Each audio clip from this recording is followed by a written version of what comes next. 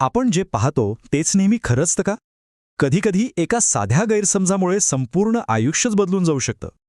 हे कसं घडतं हे समजून घेण्यासाठी चला एका प्राचीन बोधकथेत डोकावूया. तर आपली गोष्ट सुरू होते एका विचित्र घटनेपासून. एक अशी घटना जिने अख्ख्या गावात नुसतं कुतूहल निर्माण केले. ही गोष्ट नीट समजून घ्यायची असेल ना, तर आधी एका प्रश्नाचा विचार करूया. आपण एखाद्या व्यक्तीचा दर्जा किंवा महत्त्व कसं ठरवतो? कोणत्या गोष्टी बघून? तर झालं असं की सावथी नावाच्या गावात एका खूप श्रीमंत व्यापाऱ्याची मुलगी अचानक एका स्थानिक कुबड्या माणसासोबत पळून जाते. हो, सगळं ऐश्वर्य, सगळं सुख सोडून. आणि हीच घटना आहे आपल्या आजच्या गोष्टीचा केंद्रबिंदू. पण तिने असं का केलं असेल? तिच्या या धक्कादायक निर्णयामागे एक साधा सरळ पण तितकाच धोकादायक तर्क होता. बघा, तिने तिच्या घरी एका राजेशाही बैलाचा सन्मान होताना पाहिला, ज्याला एक मोठं कुबड होतं. मग काय, नंतर तिला रस्त्यात एक कुबड असलेला माणूस दिसला आणि तिने सरळ निष्कर्ष काढला की याचं कुबड म्हणजे हा सुद्धा नक्कीच कोणीतरी राजेशाही असणार. सगळा खेळ होता एका चुकीच्या निरीक्षणाचा. आता ही बातमी गावात थोडीच राहणार होती. ती वाऱ्यासारखी पसरली आणि पोहोचली थेट भिक्खूंच्या गटापर्यंत. आणि हो, त्यांचे गुरु बुद्धांपर्यंत सुद्धा. सत्यसभागृहात सगळे भिक्खू जमले होते आणि याच विचित्र घटनेवर चर्चा करत होते. असं कसं झालं असेल? काय कारण असेल? आणि ते याच विचारत असतानाच तिथे गुरु आले आणि त्यांनी विचारलं, काय चाललंय? कशावर चर्चा सुरू आहे? आणि गुरूंचं उत्तर ऐकून तर सगळेच चकित झाले. ते म्हणाले, अरे, असं काही पहिल्यांदाच घडलेलं नाहीये. तिने पूर्वी पण असंच एका कुबड्या माणसावर प्रेम केलं होतं. विचार करा, म्हणजे ही काही साधी घटना नव्हती, तर एका चुकीची पुनरावृत्ती होती. आणि इथूनच ओळख होते जातक कथेची. जातक कथा म्हणजे काय?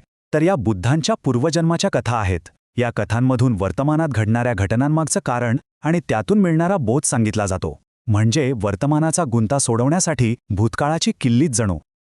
तर गुरु एक जुनी गोष्ट सांगायला सुरुवात करतात. गोष्ट आहे बनारस शहरातली. आणि गंमत म्हणजे ही जुनी कथा आणि आत्ता घडलेली घटना यात कमालीचं साम्य आहे. बघा, वर्तमानात सावथीमध्ये एका श्रीमंत व्यापाऱ्याची मुलगी आहे, तर भूतकाळात बनारसमध्ये एका श्रीमंत नागरिकाची. दोघीही कुबड असलेल्या बैलाला पाहतात आणि मग कुबड असलेल्या माणसाला राजेशाही समजून त्याच्यासोबत पळून जातात. म्हणजे अक्षरशः इतिहासाची पुनरावृत्ती. यालाच म्हणायचं 4 पायऱ्यांचा भ्रम. हे कसं घडलं ते पाहूया. पहिली पायरी, निरीक्षण. एका बैलाला कुबड आहे आणि त्याचा सन्मान होतोय. दुसरी पायरी, अनुमान. अरे वा, म्हणजे कुबड असणं हे राजेशाहीचं लक्षण आहे. तिसरी पायरी, पुन्हा निरीक्षण. एका माणसाला पण कुबड आहे. आणि चौथी, शेवटची पायरी, निष्कर्ष. म्हणजे हा माणूस नक्कीच राजा असणार. पाहिलंत, एका साध्या निरीक्षणावरून सुरू झालेला प्रवास कसा भयंकर निष्कर्षापर्यंत पोहोचला. केवढा मोठा गैरसमज. आता ही गोष्ट एका निर्णायक वळणावर येते. एका धुळीने भरलेल्या रस्त्यावर, जिथे कल्पनेच्या दुनियेचा सामना होणार आहे वास्तवाशी.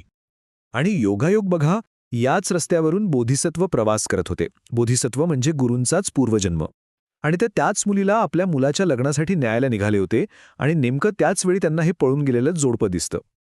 पण तिथे काय दिसतं? ज्याला तिने राजा समजलं होता तो माणूस तहानेने आणि पोटदुखीने व्याकुळ होऊन जमिनीवर पडला होता, अगदी एखाद्या तुटलेल्या वीणेच्या दांडीसारखा. हा होता वास्तवाचा पहिला आणि सगळ्यात मोठा तडाखा. हे पाहून बोधिसत्व त्या मुलीला थेट म्हणतात, ही सगळी तुझी कल्पना आहे. हा मूर्ख माणूस वाटाड्याशिवाय एक पाऊलही टाकू शकत नाही. तुझ्यासारख्या मुलीने याच्यासोबत असणं योग्य नाही. म्हणजे त्यांनी तिच्या कल्पनेच्या जगावर थेट प्रहार केला. आणि मग ती मुलगी कबूल करते. ती म्हणते, मी तर या कुबड्याला माणसांमधला राजा समजले होते. त्याच्या लायकीमुळे त्याच्यावर प्रेम केलं होतं. पण तो तर आता तुटलेल्या तारांच्या विणेसारखा जमिनीवर पडलाय.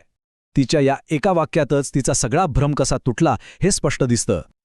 तर ही होती भूतकाळातली गोष्ट. आता पाहूया गुरु या कथेचा धागा वर्तमानाशी कसा जोडतात आणि यातून आपल्याला काय शिकायला मिळतात ते. आणि मग गुरु सगळा उलगडा करतात. ते सांगतात की भूतकाळातली ती मुलगी म्हणजेच वर्तमानातली ही व्यापाऱ्याची मुलगी आहे. आणि भूतकाळातला तो व्यापारी म्हणजे बोधिसत्व ते दुसरे तिसरे कोणी नसून स्वतः गुरु आहेत. म्हणजे ते सात्मे पुन्हा एकदा तोच धडा शिकण्यासाठी जन्माला आले आहेत. तर ह्या सगळ्या गोष्टीतून आपल्याला काय शिकायला मिळतं? काही महत्त्वाचे मुद्दे आहेत. पहिलं आणि सगळ्यात महत्त्वाचं म्हणजे दिसतं तसं नसतं. दुसरी गोष्ट, एक छोटासा चुकीचा अंदाज सुद्धा किती मोठ्या चुका घडवू शकतो आणि हेच वर्तनाचे नमुने पुन्हा पुन्हा घडत राहू शकतात. म्हणूनच वास्तव नीट पारखून घेण्यासाठी चिकित्सक विचार करणं खूप गरजेचं आहे. आणि शेवटी ही कथा आपल्याला एका मोठ्या प्रश्नासमोर आणून उभं करते. विचार करण्यासारखा प्रश्न आहे की आपल्या आयुष्यात आपण स्वतःच्या काही चुकीच्या कल्पनांमुळे, चुकीच्या अनुमानांमुळे कोणत्या कुबड्यांना राजे समजून बसलो आहोत.